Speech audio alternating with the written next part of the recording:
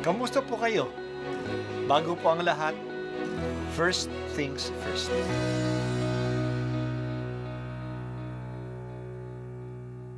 Good morning po.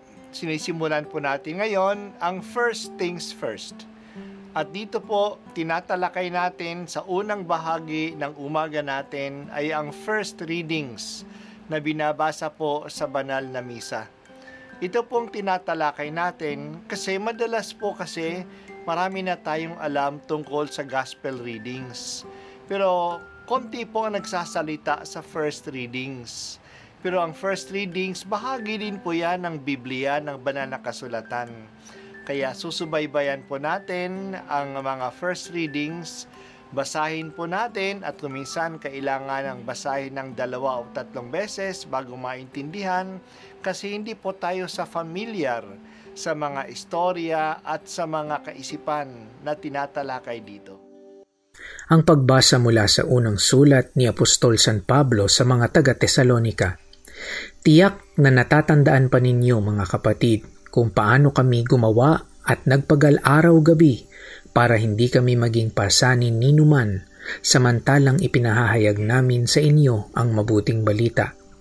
Saksi namin kayo at gayon din ang Diyos na kami ay tapat, mabuti at ganap sa pakikitungo sa inyo na mga sumasampalataya. Tulad ng alam ninyo, kami naging parang ama ng bawat isa sa inyo. Pinalakas namin ang inyong loob. Inaliw kayo at hinimok na mamuhay ng tapat sa paningin ng Diyos na humirang sa inyo upang makahati sa kanyang kaharian at kaluwalhatian. Ito pa ang lagi naming ipinagpapasalamat sa Diyos. Nang ipangaral namin sa inyo ang kanyang salita, tinanggap ninyo ito bilang tunay na salita ng Diyos at hindi ng tao. Anupat, ang bisa nito'y nakikita sa buhay ninyo, mga sumasampalataya. Ang salita ng Diyos. Salamat sa Diyos. Very personal si Pablo sa kanyang mga liham. He was not just talking in general terms. Pinapaalaala ni Pablo sa mga taga-Tesalonika kung paano siya nabuhay noong nandun siya na nagpapahayag sa kanila. Ayaw niya na maging pabigat sa mga tao. Sa araw siya ay nagtatrabaho bilang tagagawa ng tolda at tent maker. At sa gabi, siya ay nagpapahayag sa mga tao. O kung nagpapahayag siya sa araw, sa gabi naman siya nagtatrabaho para sa kanyang hanap buhay. Siya mismo ang sumusuporta sa kanyang pangangailangan at pangangailangan ng kanyang mga kasama. Mapagkalinga din siya sa mga Kristiyano. Sinabi niya, kami naging parang ama ng bawat isa sa inyo. Tinuturuan niya sila, inaaliw kung sila ay nalulungkot, at pinalalakas ang loob kung sila ay nadi-discourage. At hinihimok na mamuhay ayon sa paghahari ng Diyos. Ang konsolasyon ni Pablo at ng kanyang mga ipinasasalamat sa Diyos ay tinanggap ng mga taga-Tesalonika ang kanyang pahayag na salita hindi lang na salita ng tao, kundi bilang salita ng Diyos. Dahil sa kabukasan nila sa salita ng Diyos, nakikita ang kanilang pananampalataya sa kanilang buhay. Maganda ang relationship ni Pablo sa mga taga-Tesalonika. Sinikap ng apostol na hindi siya maging pabigat sa mga tao doon.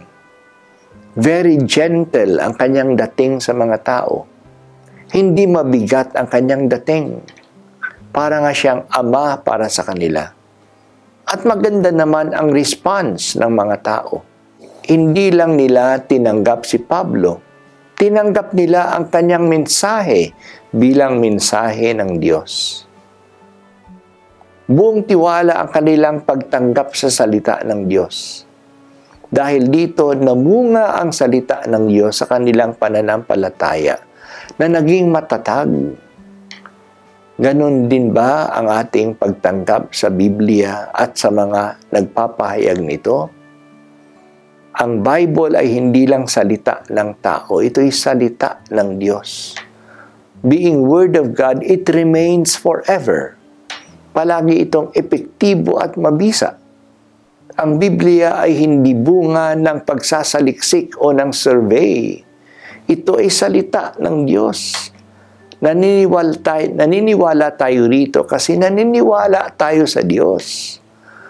Kaya maaari nating itaya ang ating sarili sa salita ng Diyos. Gawin natin ang kanyang sinasabi sa atin. Ang salita ng Diyos ay hindi lang isang opinyon, isang tinig sa gitna ng marami pang ibang tinig. Ito ay ang Diyos na nagsasalita sa atin. Salamat o Diyos sa biyaya ng iyong salita. Tulungan mo kaming idambana ito sa aming puso at ibatay ang aming mga pananaw at gawain ayon sa iyong sinasabi sa amin. At ako po ay si Bishop Broderick Pabilio dito sa First Things First.